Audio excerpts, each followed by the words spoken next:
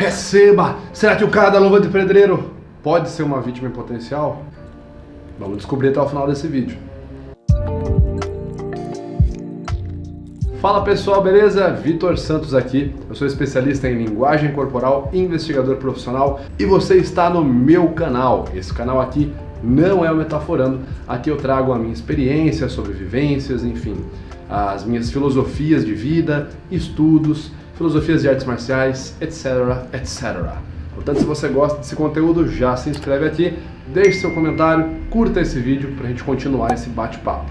Uma coisa que vocês têm me pedido muito para falar nos últimos dias foi o polêmico caso envolvendo o influencer Irã Ferreira, conhecido como Luva de Pedreiro, tá certo? Aquele caso onde a internet toda, muita gente na internet tem acusado o ex-empresário do Luva de Pedreiro de ter se aproveitado dele, Tem gente que fala até mesmo que ele teria dado um golpe no Irã Ferreira, no Luva de Pedreiro. Vale a pena lembrar que esse caso já está encaminhando-se para o judicial, portanto, pra gente cabe apenas vir aqui e tecer alguns comentários, julgar mesmo vai ficar a cargo da justiça. Mas apesar de toda a situação, uma pergunta que surge pra gente é: será que o Luva de Pedreiro seria uma vítima em potencial? Será que de alguma forma o estilo de vida dele seria um estilo de vida que pessoas, predadores sociais buscam para poder tirar proveito? Dando um breve resumo da situação, Irã Ferreira, conhecido como Luva de Pedreiro, foi um fenômeno no último ano na internet. Ele ficou muito famoso com alguns vídeos bem simples, onde ele jogava bola, fazia gols ali, sempre no ângulo, e tinha o seu famoso jargão ao final de cada um desses videozinhos curtos do TikTok, do Reels, enfim, que ele falava: receba! Ele ficou tão famoso que chegou até mesmo a passar, em questão de seguidores, grandes influencers como, por exemplo, o Fred do Desimpedidos. Hoje o Irã Ferreira, o Luva de Pedreiro, deve ter ali mais de 15 milhões de seguidores só na conta dele no Instagram. Fato é que ele acabou sendo agenciado pelo Alan de Jesus, da ASJ Consultoria, um empresário que, conforme notícias, conforme jornalistas, teria ficado famoso por agenciar atletas, pessoas da área do futebol que estavam no seu início de carreira. E basicamente ele teria feito isso também com o Irã Ferreira. Muitas pessoas falaram que o Alan estava tirando proveito da situação, o próprio Irã Ferreira falou numa entrevista na TV que foi enganado, foi ludibriado. Eu não tô aqui para falar se o Alan tá mentindo, se ele não tá, se o Irã tá mentindo, se não tá, até porque eu já analisei o comportamento não verbal dessas pessoas, já falei sobre algumas questões ali associadas ao discurso delas. Lá no canal Metaforando você pode assistir essas análises por lá. Aqui, especificamente, eu quero falar de uma fala do Luva de Pedreiro, do Irã, que me chamou muita atenção. Segundo as notícias atuais, o próprio Luva de Pedreiro, ele seria analfabeto, ou seja, não tem domínio da escrita e da leitura, e teria sido induzido pelo seu ex-empresário a assinar um contrato sem ter conseguido, sem ter sido capaz de ler, de interpretar tudo que estava ali. E se você pega para observar o caso, nós temos então um rapaz ali com mais de 20 anos de idade, dá pra ver que ele cresceu numa situação extremamente carente, Quando a gente fala carente, a gente está falando de meios de subsistência, ele cresceu na pobreza, falando português claro, uma pessoa que não teve condições, não teve oportunidades, uma família bem simples e um cara que não sabe ler e escrever. E aí pode ser que tenha chegado uma pessoa, visto essa situação e tirado proveito desse cara com todas essas características que eu falei. E basicamente, se a gente pega a literatura de grandes pesquisadores na área do comportamento, na área da segurança, como Joey Navarro, Tim Larkin, eles vão te dizer que, por essas características, o Luva de Pedreiro poderia ser definido como o que chamam de uma vítima em potencial. Ou seja, ele tem certas características que colocam um potencial nele para se tornar vítima de uma pessoa que queira tirar proveito de alguém na condição dele, inocente, ingênuo, que não teve oportunidades, carente de oportunidade, carente de um espaço e que de certa forma contaria ali com a confiança e não com a sabedoria, enfim, o raciocínio para poder entender a situação. Os predadores sociais são pessoas que estão sempre buscando tirar vantagem de algumas pessoas para o benefício próprio, geralmente lucrando em cima do prejuízo alheio. E pode ser sim que o Alan de Jesus seja uma pessoa que se encaixe nesse tipo de situação que a gente está falando aqui. Agora, uma coisa importante falar: não é porque o Irã Ferreira, segundo essa teoria que a gente está tecendo aqui, se encontra com essas características de vítima em potencial, que a culpa de tudo que aconteceu é dele.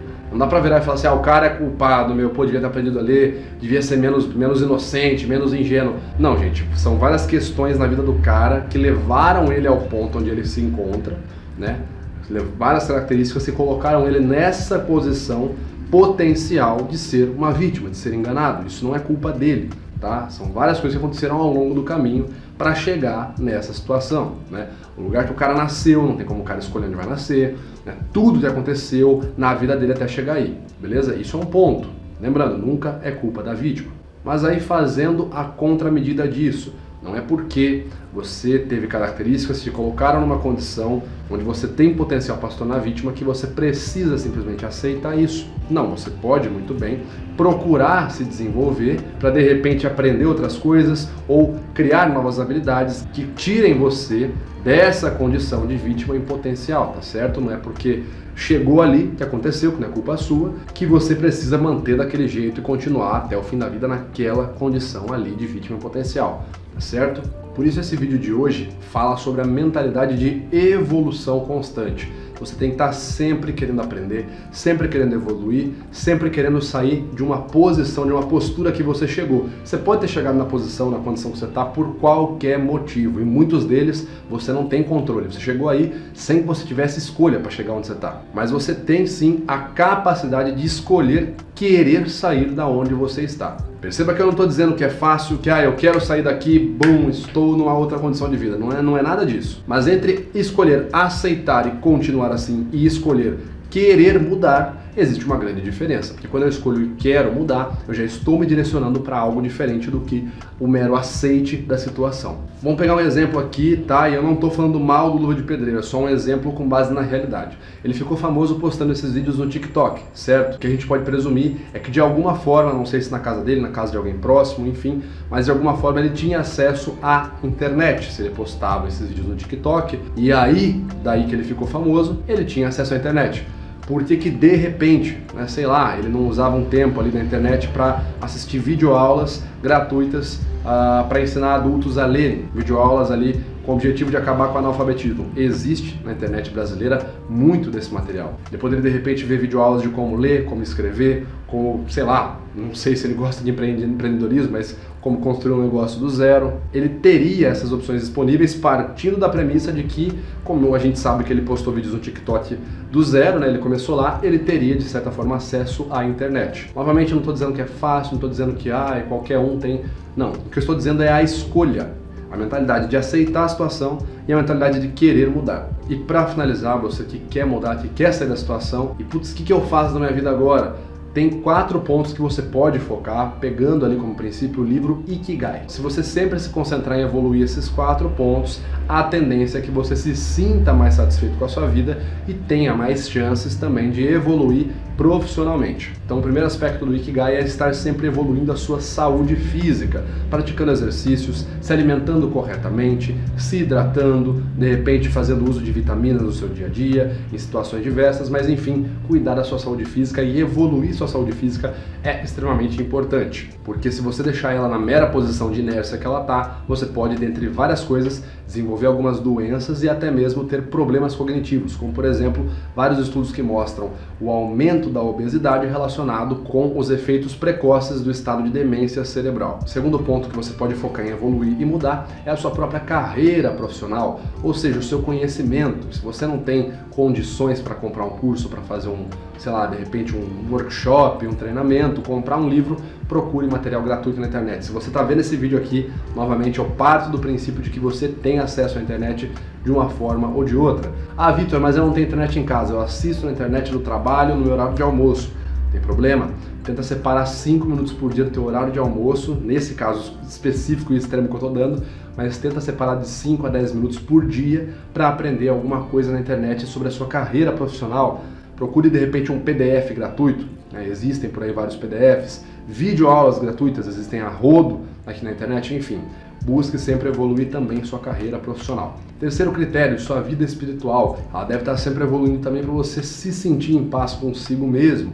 Quando a gente fala vida espiritual, não é apenas religião, ir na igreja, ir na missa, no culto, nada do gênero, tá? Não estou falando só isso. Praticar sua vida espiritual é realmente sentir que você está conectado com algo maior associado a todas as pessoas. Por exemplo, você não precisa ter religião nenhuma. Se você pratica caridade, ter boas ações com o próximo no dia a dia, mesmo sem ir na igreja, mesmo sem ler nenhum livro sagrado, você estará sim dando ali um progresso, um avanço, evoluindo sua vida espiritual também. Quarto e último critério é evoluir a sua ideia de legado. O legado é aquilo que você vai deixar para a posteridade. Ele seria o seu objetivo final de vida, aquilo que vai ficar quando você for. Falar de legado é um pouco mais difícil do que falar de um objetivo profissional, de um objetivo espiritual ou de uma meta física, do seu corpo. O seu legado é aquilo que você sente que permanecerá depois que você for embora. Para trabalhar no seu legado, você pode focar de repente em algo, um projeto muito grande a longo prazo. Você pode focar também em relacionamentos a longo prazo, filhos,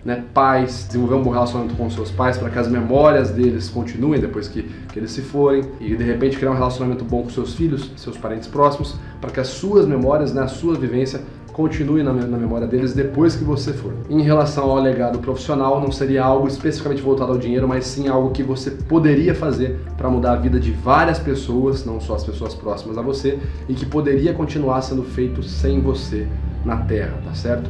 Então, basicamente, são aí 4 aspectos que você pode estar sempre pensando, sempre estudando, sempre tentando evoluir para sair daquela posição, daquela condição que você está, seja uma condição de vítima em potencial, seja uma condição potencial de repente, de estados mentais que você não se agrada, de ansiedade, de estados mentais não otimistas, desmotivados, para tentar chegar numa condição mais positiva.